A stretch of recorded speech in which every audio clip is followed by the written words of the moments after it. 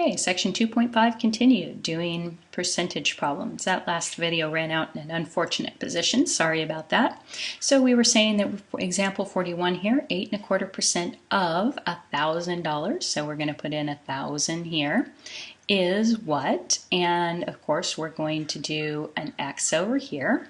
And we know that that X is going to be in dollars. We don't want to forget our units. So in order to do this problem, we have to know that a quarter is 0.25, so this is 8.25, right?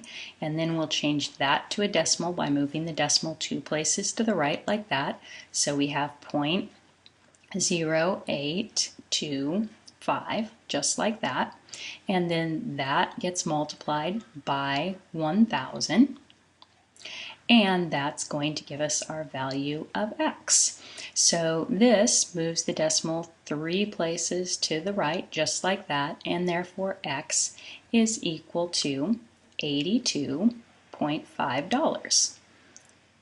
or 0.50, so $82.50. So that would be our answer. Now again, the is over of method, we would have the 8.25 going up here like this, and is being our X, of course, and our of being the 1,000, and then cross products, so we get 8.25, and then we have that multiplying by 1,000, and that is equal to our 100 X, and then we have these two multiplying and then dividing by the 100. Now I want to show you something that we can use to do these type of problems. If we didn't multiply by 1,000 here, this could be really a pain in the butt problem to do. Maybe we were multiplying by 120. That'd be kind of difficult because it'd be a 3-digit by 3-digit multiplication problem. So let me show you really quickly another alternate for doing this problem. If I have 8.25 100ths here, one of the things that I can do is I can say, well, this is just 8.25 divided by, divided by 100. And we know that that is 33/4, changing that to an improper fraction, multiplied by the reciprocal of 100. And then we could say, okay, if we could cancel, that might help us out, and then we multiply straight across, which is 33/400.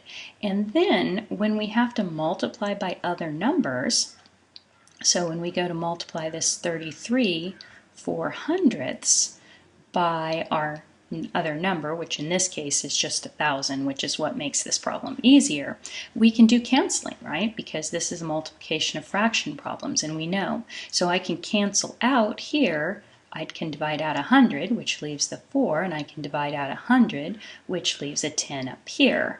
And then we have 330 divided by 4. And if we do the 330 divided by 4, then we're going to see that this is going to give us the same thing, right? 4 goes into 33 8 times with 1 left over, and 4 goes into the 10 2 times, and we have 2 left over, and 4 will go into 20. 4 will go into 20 5 times. And so we see that we got the same exact answer here. And that's an alternate way of doing it with fractions. And to tell you the truth, I many times prefer fractions over doing it the decimal way that we did it over here, right, as we multiply 0.0825 times 1,000, because the fractions do allow me to cancel things down and get to smaller numbers that I can work with without the use of a calculator.